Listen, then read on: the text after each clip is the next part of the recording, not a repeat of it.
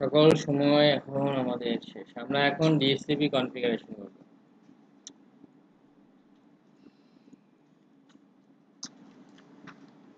সবাই করেন। আমরা ডিএসসিপি সার্ভারের জন্য যে প্যাকেজটা লাগবে সেই প্যাকেজটার নাম হচ্ছে ডিএসসিপি প্যাকেজ। আমরা দিব yum install DHCP star -y. ওকে ওকে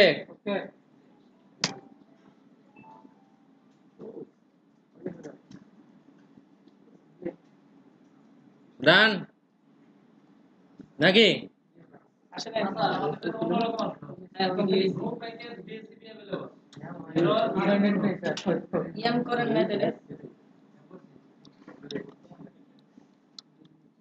দেখেন rpm -qa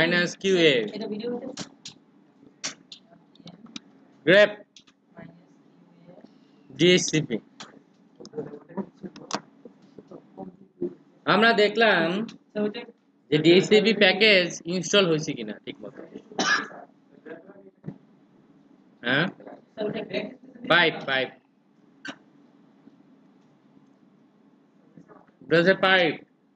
এন্টারের উপরে দেখেন পাইপ আছে। দুইটা দিয়ে চালাই দিন, একটু কষ্ট করে। ওকে, নেক্সট কমান্ড।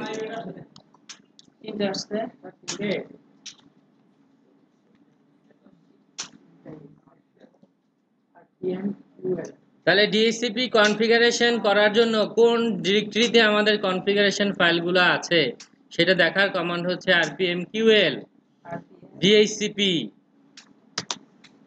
প্রচুর ফোল্ডার আছে, যে ফোল্ডারগুলোতে আমাদের ডিএসসিপির কনফিগারেশন ফাইল আছে। rpm -ql ডিএসসিপি চালালে আমরা দেখলাম ডিএসসিপির সাথে রিলেটেড কোন কোন জায়গা। ইটিসি নেটওয়ার্ক ম্যানেজার রিলেটেড, কারণ আমরা জানি ডিএসসিপি করতে হলে অবশ্যই নেটওয়ার্ক লাগবে। ইটিসির ভিতর ডিএসসিপি ফোল্ডার রিলেটেড, কারণ এই ডিএসসিপি ফোল্ডারের ভিতরে আমাদের ডিএসসিপি কনফিগার করতে হবে। তো নিচের দিকে আপনি দেখেন ইউজার শেয়ার ডক ডিএসসিপিডি conf.example নামে কিছু ফাইল আছে। এইগুলি হচ্ছে ডকুমেন্টেড ফাইল, ডকুমেন্টেশন, যে ডকুমেন্টেশনে বলা আছে যে ডিএসসিপি কনফিগারেশন গুলো কিরকম হবে। সো আমরা এই কমান্ড দিয়ে জাস্ট দেখে নিলাম যে আসলে লোকেশন গুলা কোথায়। যদি মনে না থাকে আমরা এখান থেকে এই লোকেশন গুলো দেখে নিতে পারবো। আর এই কমান্ডটার মাধ্যমে আমরা দেখে নিলাম যে ডিএসসিপির কি কি প্যাকেজ আমার এখানে ইনস্টল করা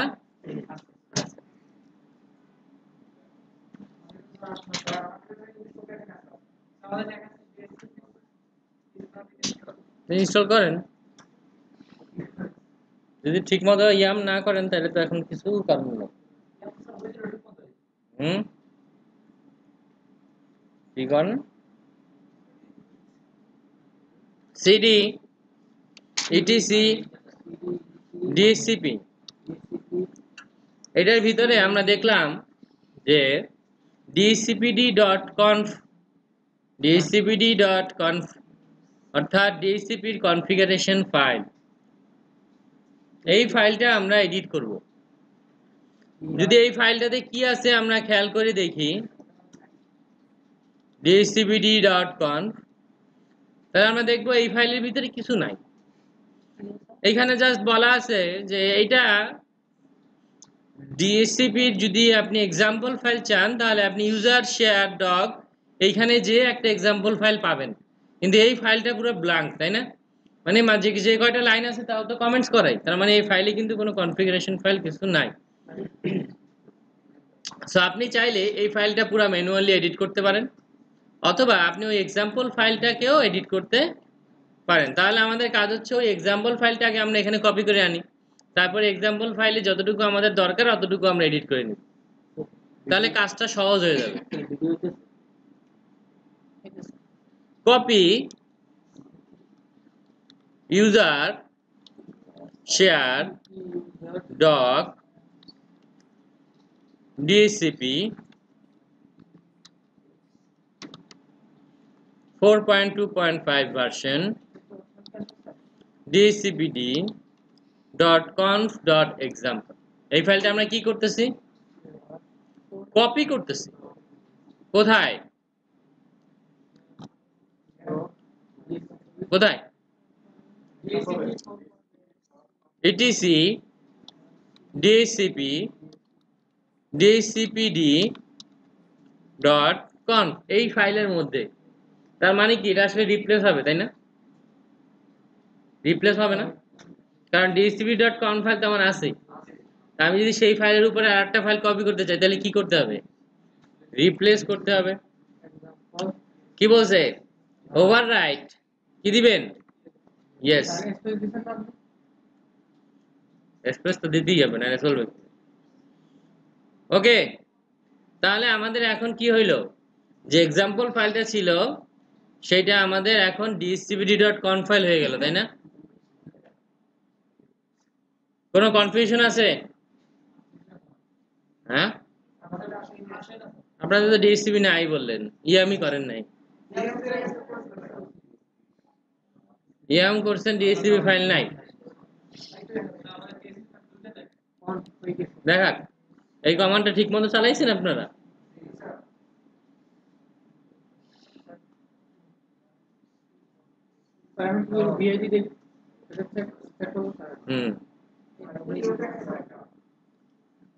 কিছু করার নাই আমরা এখন ডিসিবি ফাইলটা এডিট করব কি কি এতক্ষণ কইছিলেন আমি একটা কমান্ড চালাই যে এতক্ষণ ওয়েট করি তা আপনারা লিখতে পারেন না তো কেমনে হবে তার মানে বাসায় কোনো প্র্যাকটিস নাই লিনাক্সে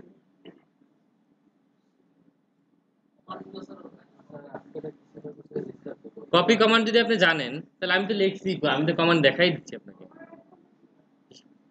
ইয়েস ওয়াই লেখেন ওয়াই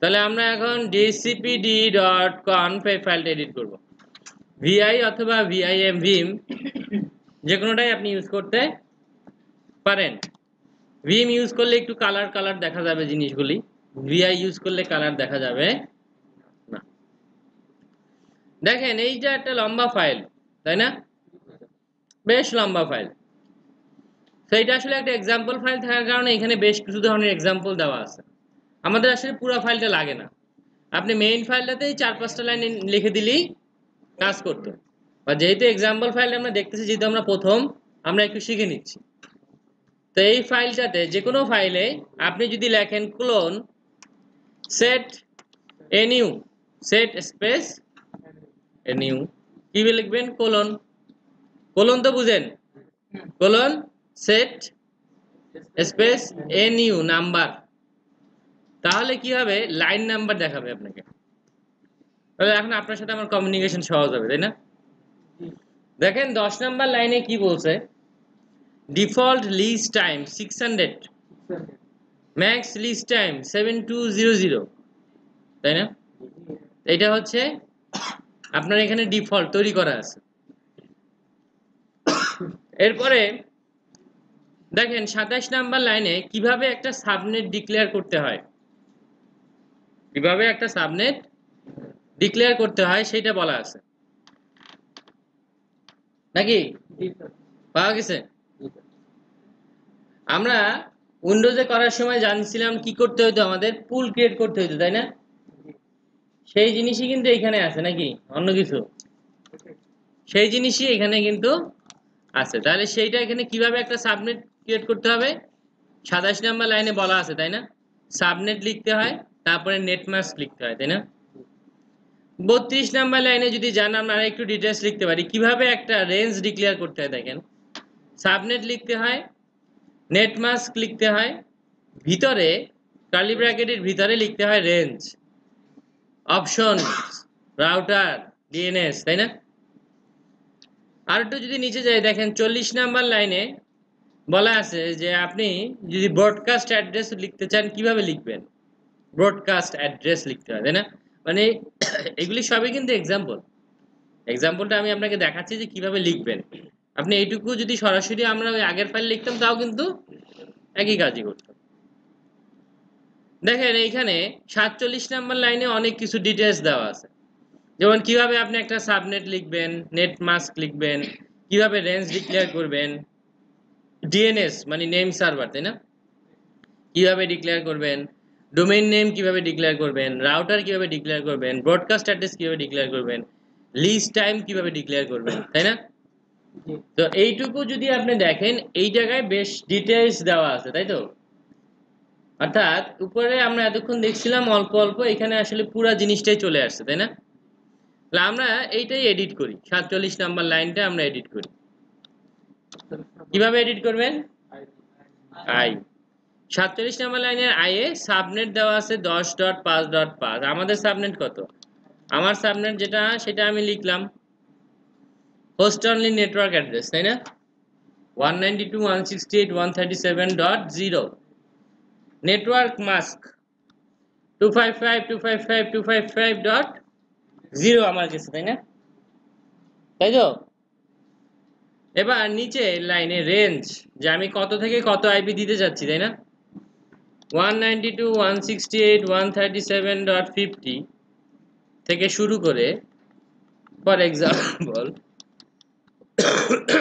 আমরা .100 পর্যন্ত আইপি দিতে চাই, তাহলে লিখলাম। নিচে লেখেন দেওয়া আছে অপশন ডোমেইন নেম সার্ভার মানে কি ডিএনএস। কি বলা আছে এখানে, একটা নাম দেওয়া আছে, তাই না, আপনি চাইলে নামও দিতে পারেন অথবা আপনি চাইলে এখানে আইপিও দিতে পারেন। ধরেন আমরা 10 দিলাম আমাদের নিজেদের মেশিনে। আপনি যদি চান কোনো ডোমেইন নেম ডিক্লেয়ার করতে তাহলে দিতে পারেন, যদি না চান তাহলে আপনি চাইলে এটাকে হ্যাশ দিয়ে বন্ধ করে দিতে পারেন। তারপরে বলছে রাউটার মানে কি গেটওয়ে, তাই না। ধরেন আমরা এই মেশিনটাকে গেটওয়ে হিসেবে ইউজ করতে চাই, ওকে, এই মেশিনটাকে আমরা গেটওয়ে হিসেবে ইউজ করতে চাই। অপশন ব্রডকাস্ট অ্যাড্রেস, ওকে, ব্রডকাস্ট অ্যাড্রেস কত, 192.168.37.255, তাই না। ডিফল্ট লিভস টাইম 600 সেকেন্ড, যদি আপনি এটা বাড়ায় দিতে চান তাহলে বাড়াই দিবেন। Max lease time 7200 second. ধরেন এইটাই থাকলো, আমরা এখন এই ফাইলটা কি করব, সেভ করব, করি নাই না, করব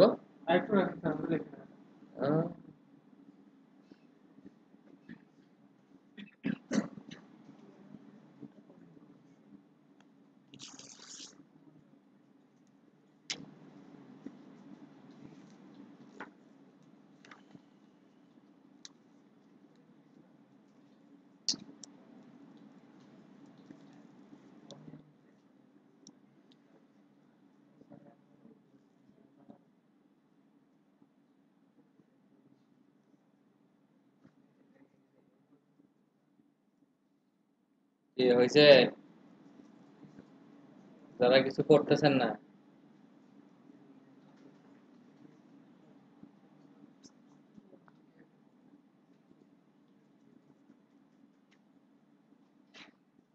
আমার মনে হয় আপনারা অনেকেই ক্লাস বুঝেন না, তাই না, যে পরিমাণ মানুষ কমে গেছে। সমস্যা কি এটাই, হ্যাঁ,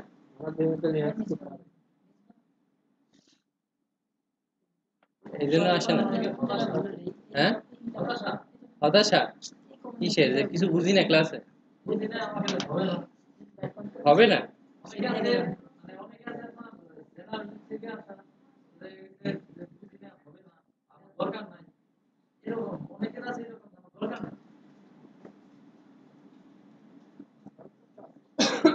তাহলে এই লাইনে কাজ করেন কেন, তাদের কাজ করার ইচ্ছা নাই বাকি দেন, এত কষ্ট করে ভর্তি হইলো। আমাদের বেশি প্রবলেম নাই, সব বেশি লিনাক্স শুরু করলেই কমে যায়।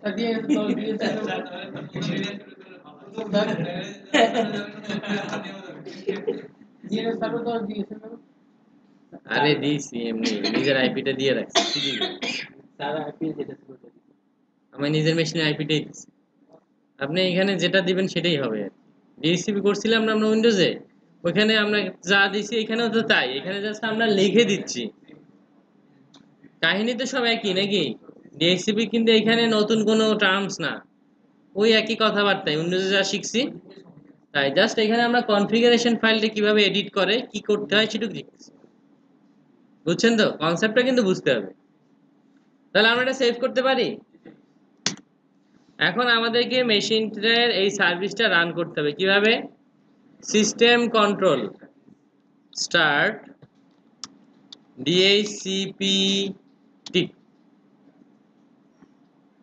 System control start DHCP. যদি কোনো জায়গায় ভুল না করেন তাহলে স্টার্ট হয়েছে, যদি ভুল করেন তাহলে একটা এরর দিবে, এত নাম্বার লাইনে সমস্যা আছে। ওকে, এই যে আমরা একটা সার্ভিস রান করলাম, এই সার্ভিসটা যদি মেশিন রিস্টার্ট দেয় তাহলে কিন্তু আর রান করবে না একা একা, আপনাকে আবার স্টার্ট করতে হবে ম্যানুয়ালি। তো যদি আপনি চান যে একটা সার্ভিস রিস্টার্টের পরেও অটোমেটিক্যালি রান করবে, তাহলে আপনাকে লিখতে হবে সিস্টেম সিটিএল enable ডিসিপিডি। তাহলে কি হইল? তাহলে এখন এইটা মেশিন রিস্টার্ট দেওয়ার পরও এই সার্ভিসটা একা একাই চালু। তাহলে যদি আপনি এখন রিস্টার্ট দেন এবং ঠিক থাকে, তার মানে হচ্ছে এটা স্টপও হচ্ছে স্টার্টও হচ্ছে, তার মানে আপনার মেশিন ডিএসসিপি সার্ভার হিসেবে কাজ করার জন্য রেডি। কিভাবে আমরা চেক করতে পারি? আমাদের ভিএমনেট 1 আছে তাই না? ক্লায়েন্ট অন না করি তো আমরা এটা দিয়ে চেক করতে পারি না? এখানে ভিএমনেট 1 আছে না, এইটাই তো হোস্ট অনলি নাকি? তো এইটা যদি আমরা ডিএসসিপি এনেবল করি, ভিএমনেট 1 IPv4 ডিএসসিপি যদি আমরা এনেবল করি এবং সে যদি আইপি ঠিকঠাক মতো পায়, তাহলে আমরা কি বুঝতে পারবো যে সে আইপি পাচ্ছে। দেখেন সে আইপি পাইছে না 137, যে 10 সার্ভার, এবং এর 50 আইপি সে পাইছে, কারণ আমরা 50 থেকে শুরু করছি, তাই তো? বুঝতে পারছেন? তার মানে আমাদের সার্ভার কিন্তু ডিএসসিপি হিসেবে রান করতেছে এবং অনেক দ্রুত হয়েছে। খেয়াল করে দেখেন, এই কাজটা আমরা কিন্তু আস্তে আস্তে করছি, আর এই কাজটা করতে আপনার 1 মিনিটের বেশি সময় কিন্তু লাগবে না। লাগবে? আপনি জাস্ট সেট আপ দিচ্ছেন আর 4-5টা লাইন এডিট করছেন। উইন্ডোজে কিন্তু অনেক সময় লাগছিল, দেখেন অনেক ফাস্ট। কিন্তু এই ব্যাপারটা আপনাকে বুঝতে হবে নিজের ভিতর থেকে, যে দ্রুত কাজ করা যাচ্ছে, খুব দ্রুত এবং খুব স্মুথ। দেখেন এটা লোড নাই কোনো সার্ভারের, আপনি 2 GB র্যাম নিয়ে খুব আরামে এই কাজ করতে পারতেছেন। আমি বলতেছি না যে লিনাক্স খুব ভালো, বলছি কাজের দিক থেকে। তাহলে আমরা একটু করছি, সবাই সবার হয়েছে আশা করি, নাকি হয় নাই? হবে। ওকে, এখন দেখেন আমরা যে ফাইলটা এডিট করছিলাম ওই ফাইলটাতে যদি আমরা আরেকবার ঢুকি, তাই তো? এই কমান্ড নাকি অন্য কোনো কমান্ড? সেট এনিউ। দেখেন 62 নাম্বার লাইনে কিভাবে আপনি ম্যাক বাইন্ড করবেন সেটা বলা আছে। কিভাবে আপনি ম্যাক বাইন্ড করবেন সেটা বলা আছে। কি বলা আছে দেখেন, হোস্ট একটা নাম, তাইলে আপনি যদি আমাদের যে ক্লায়েন্ট আছে তাকে নাম করছেন, এখানে আপনি যে কোনো একটা নাম দিতে পারেন। ধরেন আমরা দিলাম ক্লায়েন্ট 1 বা যা ইচ্ছে দেন আপনি, বিআইটিএম, সমস্যা নেই। এটা একটা নেম, এটার সাথে কোনো কনফিগারেশনের সম্পর্ক নেই, এটা আপনার বোঝার সুবিধার্থে। হার্ডওয়্যার ইথারনেট, তাই না? হার্ডওয়্যার ইথারনেট মানে কি? Mac address. তাহলে দেখে নেই ম্যাক অ্যাড্রেসটা কত, 005056।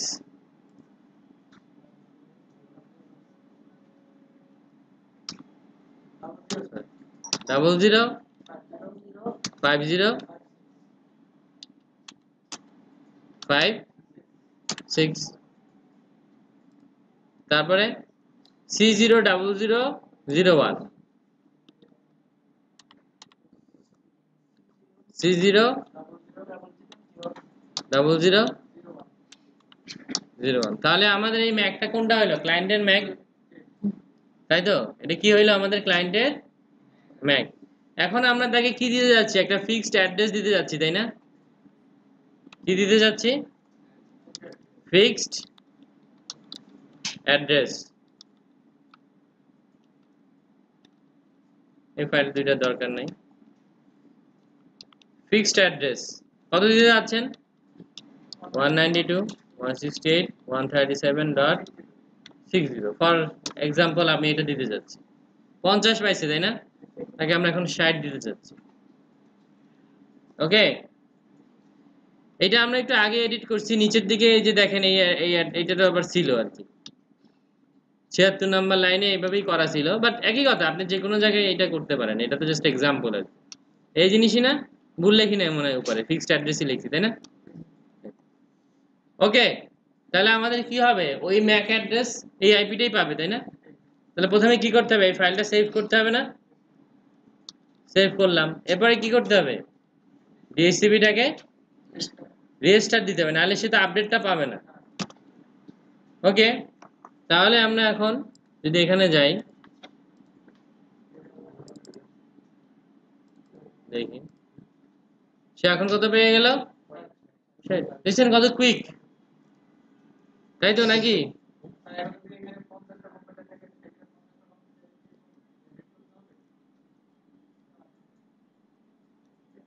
এখন ধরেন ইটিসি ডিসিপি আমরা একটা কমান্ড চালাইছিলাম খেয়াল করে দেখেন আরপিএম -QL ডিএসসিপি তাই না মনে আছে দেখেন var লাইব্রেরি ডিসিপিডি ডিসিপিডি ডট লিজেস ডিসিপি লিস্টগুলো কোথায় থাকবে এইখানে না cat var লাইব্রেরি ডিসিপিডি ডট লিজেস কি করলাম দেখেন খেয়াল করেন এখানে দেওয়া আছে লিজ 137.50 লিজ দিছে তাই না স্টার্ট কত 219/4/10 14টা 39 এন্ড হবে কখন 14টা 49 10 মিনিটের লিজ 10 মিনিট না আমাদের 360 37.50 দেখছেন এখন আপনি চাইলে এখান থেকেও এই যে ইথারনেট অ্যাড্রেস এটা কি করতে পারতেন কপি করে নিয়ে যেতে পারতেন না আমরা তো ওখানে দেখে দেখে লিখছি কিন্তু আপনি চাইলে এখান থেকে এটা দেখে লিখে করতে পারেন দেখেন ক্লায়েন্টের হোস্ট নেম বলা আছে তাই না বাট এখানে ইস্যু হচ্ছে যে ওইরকম প্রত্যেকটাই আপনার লিখতে হবে তো আপনি তো আর লিখবেন না কপি পেস্ট করবেন কিন্তু ইসে কি সুবিধা ছিল উইন্ডোজে রাইট মাউস ক্লিক করে অ্যাড দিলেই হয়ে যেত এইখানে এই সুবিধাটা